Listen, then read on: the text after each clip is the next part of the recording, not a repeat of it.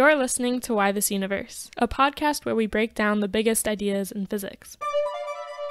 My name is Shalma, and I'm a PhD student at NYU. And I'm Dan Hooper. I'm a theoretical astrophysicist at Fermilab and at the University of Chicago.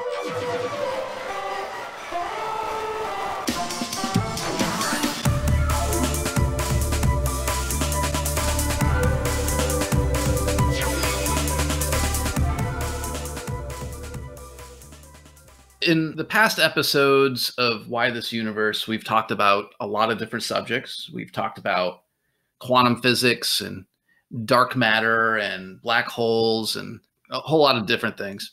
And human beings, or life, I guess, doesn't really come up in much of that at all. I mean, maybe in the quantum interpretation stuff, but for the most part, life seems to be a bystander to all this.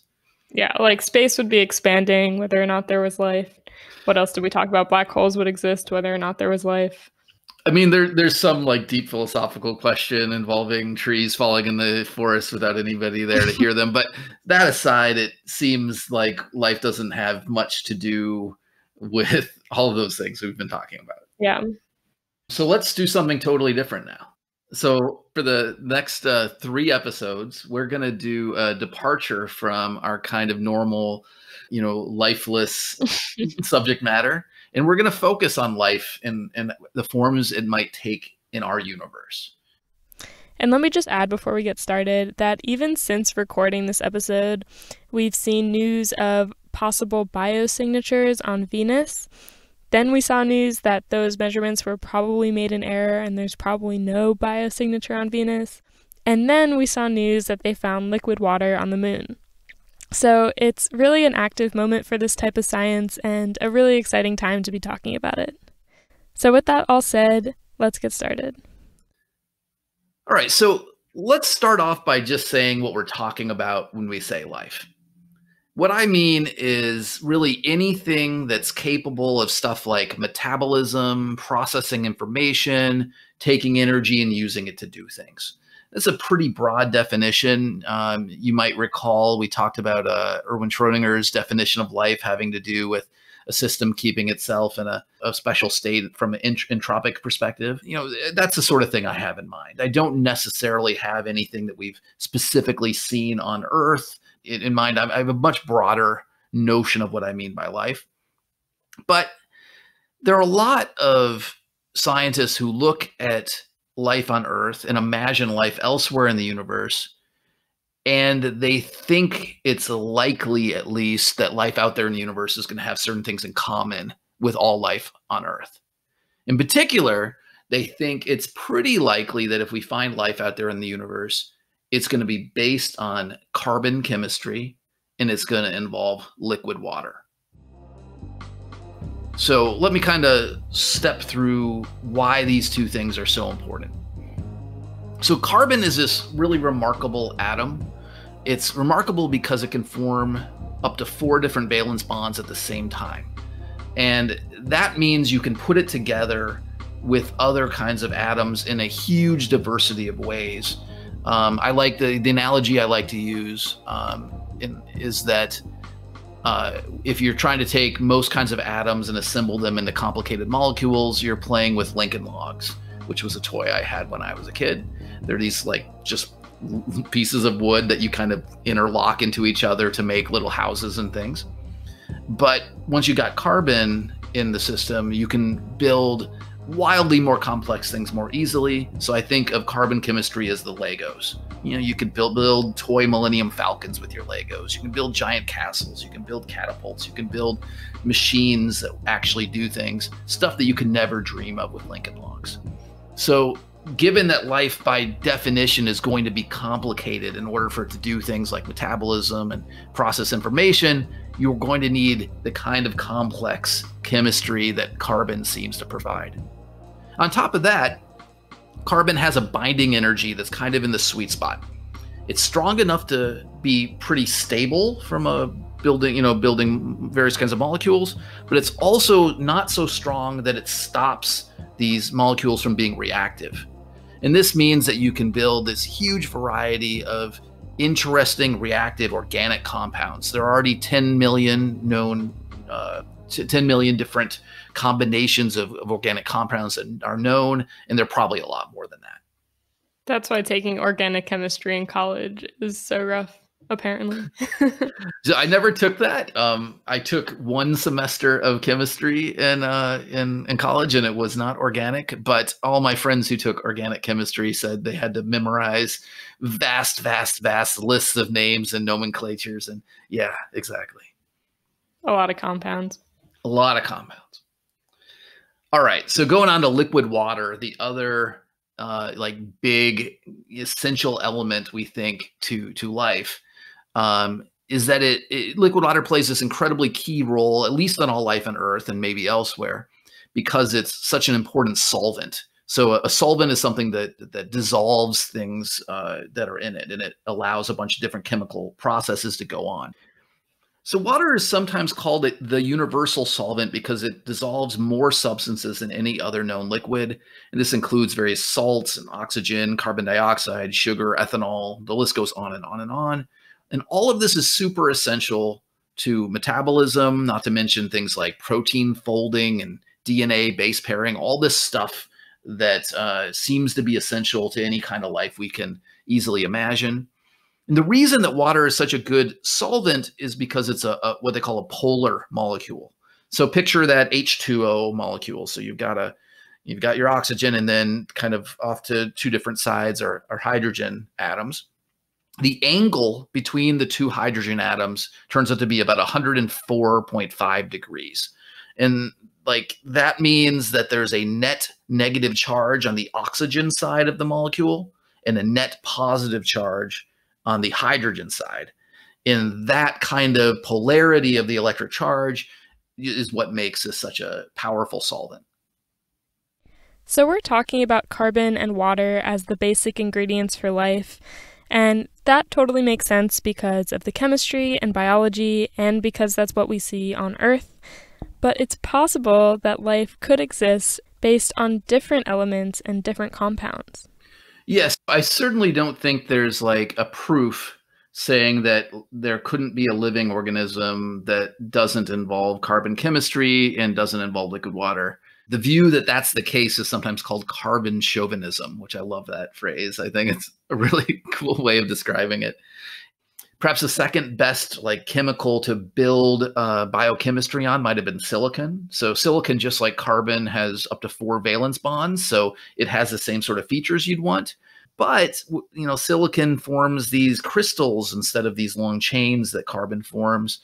And silicon compounds don't tend to combine as easily into as many different forms, of molecules. And it would seem like if you were trying to build something as complicated as life, you'd be better off using carbon than silicon. And people talk about alternatives to liquid water as a solvent for life too. People talk about like methane and hydrogen sulfide and things like this. And these have like similar features, but again, like they're not as optimal for the complexities of life as liquid water seems to be. So if you didn't have carbon, if you lived in a universe without carbon and without liquid water, maybe your best shot at making life would be silicon with methane or something. But given that our universe does contain things like carbon and liquid water, that seems like the most likely, way that life would emerge. So science fiction definitely plays a big role in helping us imagine the different kinds of life that could exist in the universe, including things like silicon-based life. So I think the most famous example of a silicon-based life form that I could find in science fiction is the character Horta from Star Trek. So this was a silicon-based life form. It kind of looks like a giant lump, and it moves through rock like we move through air.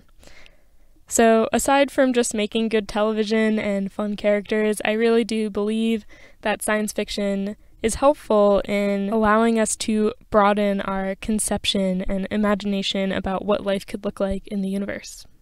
In fact, I kind of think right now we're in the process of human beings building artificial intelligences that are not, for the most part, carbon and water based.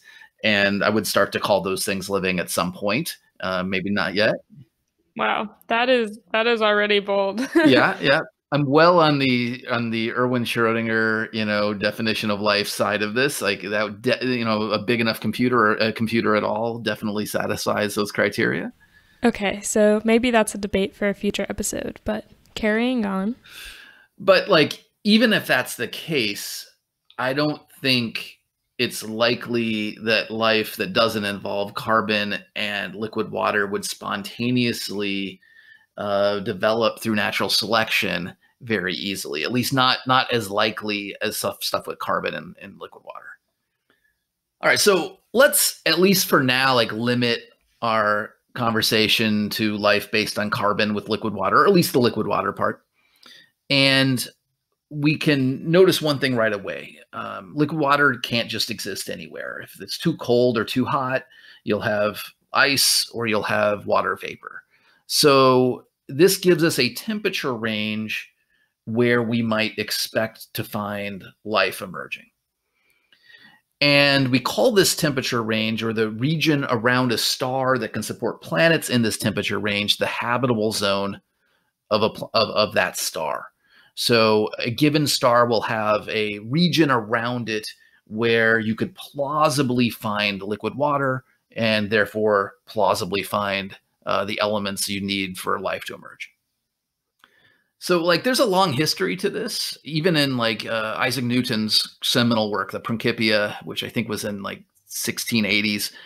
That concluded an estimate for the range of distances from the sun that a planet could be at and have liquid water. Obviously Newton wasn't in a position to get that exactly right, but it was kind of a precursor to the modern calculations that have been refined over the last 100 years or something. The basic idea of the calculation is this, is that, the sun puts out sunlight in all directions. And the farther you are away from the sun, the less of that sunlight you get. The intensity of sunlight falls off like the distance to the sun squared. So if you're 10 times farther away, you're 100 times less radiated by sunlight. So some of that sunlight is absorbed by the planet, heating it up, and some of it is reflected. The fraction that's reflected is what we call the albedo. The Earth has, a 37% albedo, so 37% of that incident sunlight gets reflected out into space. Venus has 65%, the moon has 12%. So there's like some variation there. And then that sunlight that's absorbed, it heats up the planet, and then the planet, or moon, really applies to either one, starts emitting its own light. So you don't think of the Earth as emitting a lot of light, but it actually emits quite a bit, not nearly as much as the sun, but it emits its own light. And ultimately, an equilibrium is reached. The amount of energy that goes into the Earth from the sun is exactly equal to the amount of energy that the Earth gives off into space, and an equilibrium is restored. And just by calculating where this equilibrium is, what temperature the Earth has to be at that equilibrium, allows us to work out how hot we think a planet like the Earth is likely to be. Now, of course, there's a bunch of complications that I've ignored so far. There are things like greenhouse effects, where some of that light radiated from a planet or moon might be reflected back down from factors in the atmosphere, things like this. And like this makes a planet like Venus be much hotter than our equilibrium calculation would suggest. But all in all, when you carry out all the bells and whistles and you do these calculations, you tend to find that in the case of our solar system, you should only find liquid water for planets or moons that are maybe between about 0.8, the distance between the Earth and the sun, so 0.8 of an astronomical unit, and about 1.6 astronomical units. So in this sense, the Earth falls kind of in the middle of the sweet spot, of the habitable zone around our sun. Sometimes people call it the Goldilocks zone because it's not too hot and not too cold for the existence of liquid water and thus life. So our sun's habitable zone is wide enough to not just include the Earth, but it also includes things like the Earth's moon, Mars and its two moons. The closer planets like Mercury and Venus are too hot to maintain liquid water. And then the big gas giants like Jupiter, Saturn, Uranus, Neptune, so on and so forth, they are too cold. They would just have water in the form of ice on those much larger and more distant planets. So, being in the habitable zone doesn't always mean that a planet has liquid water on it. Take Mars, for example. But it's generally a requirement for liquid water. You need to be in the habitable zone to have liquid water, but just because you're in the habitable zone doesn't mean that you will have liquid water, kind of like the square rectangle thing. But there are some exceptions to this. It turns out that the universe gets creative with finding ways to heat a planet, so it is actually possible to find water outside of the habitable zone under certain conditions. Like you could imagine a planet with a lot of radioactivity or a lot of radioactive elements in its core, and that radioactivity could heat up parts of the planet, maybe enough to have liquid water. That might lead to other problems, but all the same, it's a possibility. And then probably more interesting is the possibility of what they call tidal heating. So just picture like the Earth and the moon. The Earth's moon causes tides on Earth, and it moves a bunch of water around. It causes high tides and low tides. And there's friction associated with that movement. So it turns out that, the tidal interactions of the Earth and the moon heat the Earth just a little bit. Now, not nearly enough to matter. We don't have liquid water on Earth because of tides. But you could imagine other moons and planets that are frankly a lot heavier and much more massive and maybe in closer orbits than the Earth and the moon. And those could have enough tidal heating to maybe, allow for liquid water. For example, people talk about some of the moons of Saturn, like Titan, some of the moons of Jupiter, like Europa, Ganymede, Callisto. These could have, oceans of liquid water beneath their surfaces, despite being way outside of our solar system's habitable zone. And then you could also imagine even more like speculative ways of generating heat and producing liquid water. I actually wrote a paper back in 2011 with a physicist named Jason Steffen, and we proposed that maybe, and we were being very speculative, that maybe there would be places where there was enough dark matter and it would be captured in the cores of planets at a high enough rate, and those particles would interact with each other, creating energy, and maybe that could heat planets enough to have liquid water. That assumes a lot of things about dark matter that we don't know, and it imagines these planets being in places that, have an awful lot of dark matter and things. But it was at least a logical possibility. We showed that you could have a planet without a star at all that would be hot enough to maintain liquid water. So now we know that planets in the habitable zone of their star have a pretty good chance of having liquid water. And so there are most promising candidates for possible extraterrestrial life. And so we can look at the other stars in our galaxy and try to figure out whether they have any planets in their habitable zones. And this involves calculating where the habitable zone is for each star. And this can vary a lot, depending on the kind of star.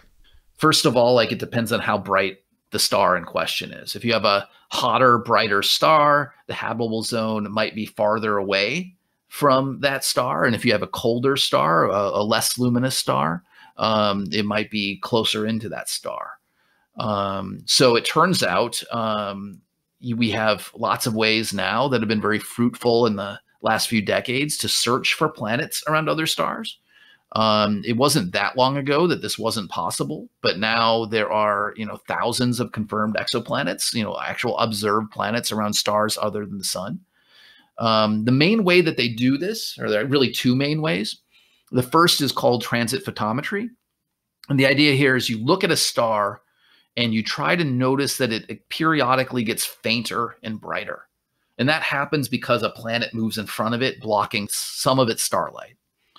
So you can't actually see the planet itself. The planet isn't big enough or bright enough, but you can notice that in a regular once per orbit pattern, that star gets brighter and then fainter and then brighter and fainter. And from that, you can deduce that planet's there and a little bit about its orbit and how big it is, things like that.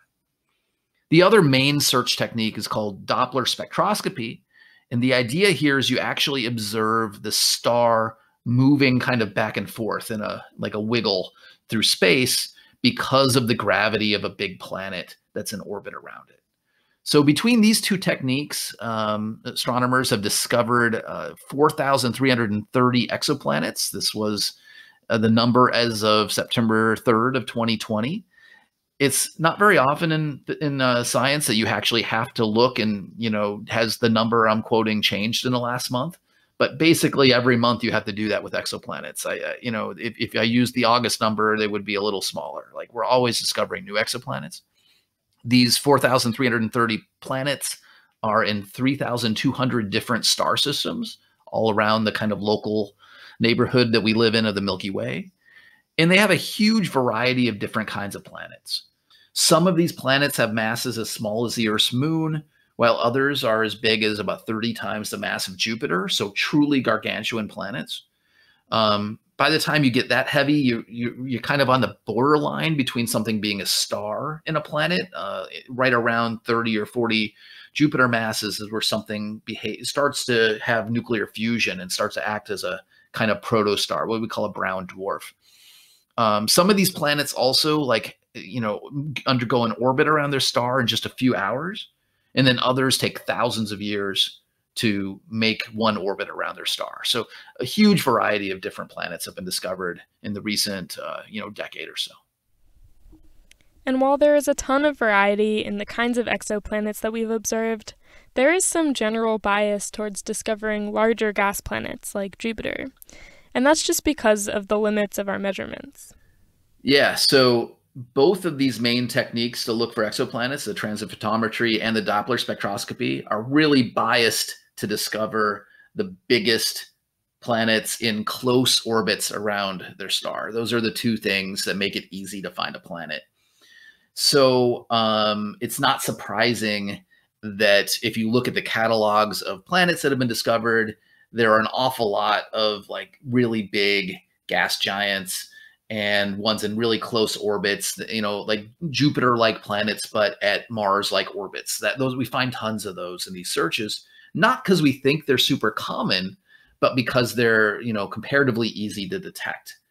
So you're right; it's actually really hard to detect the smallest planets, the moon-sized planets, and it's really hard to detect those planets that are farthest away from their host star.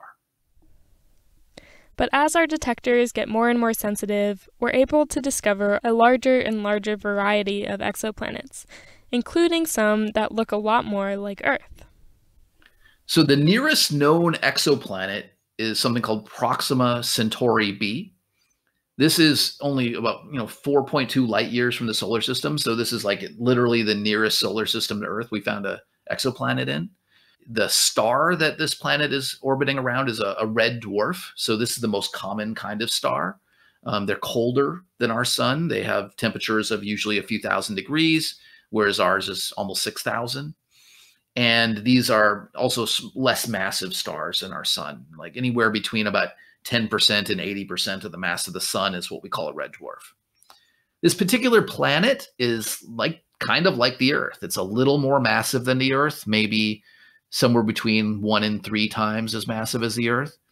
And its, physical size is, at the bottom end, it could be about the same size as the Earth, but it could be a little bigger too. We're not exactly sure. And based on its size and its location, its orbit and things, we can infer an equilibrium temperature for this thing to be about, 30 or 40 degrees below zero. So pretty cold, but not that far away from the conditions where you might think liquid water could start to emerge. So it's kind of interesting that the nearest known exoplanet is kind of an Earth-like planet that might potentially have liquid water around a potentially habitable star. So if you take all of the data that astronomers have accumulated in their searches for exoplanets, it looks like roughly 1 in 5 or so of the sun-like stars that have been observed have an Earth mass-like planet somewhere in its habitable zone.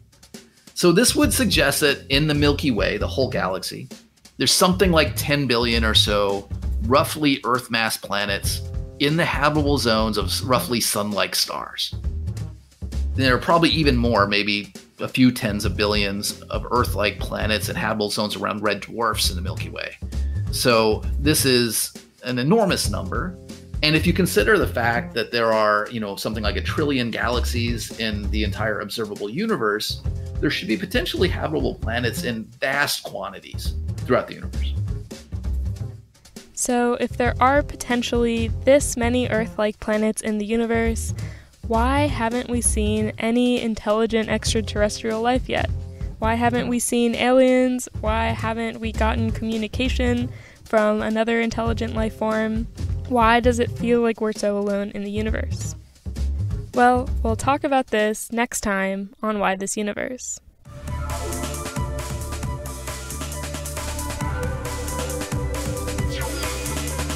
This episode was produced and edited by me, Shalma Wegsman. Research and writing is done by Dan Hooper and I. Dan is a theoretical physicist at Fermilab and the University of Chicago, and is the author of many books, including most recently, At the Edge of Time, Exploring the Mysteries of Our Universe's First Seconds. All music in Why This Universe is produced by Jay Kleinbaum. Thank you so much for your support and for listening, and we hope you tune in next time to Why This Universe.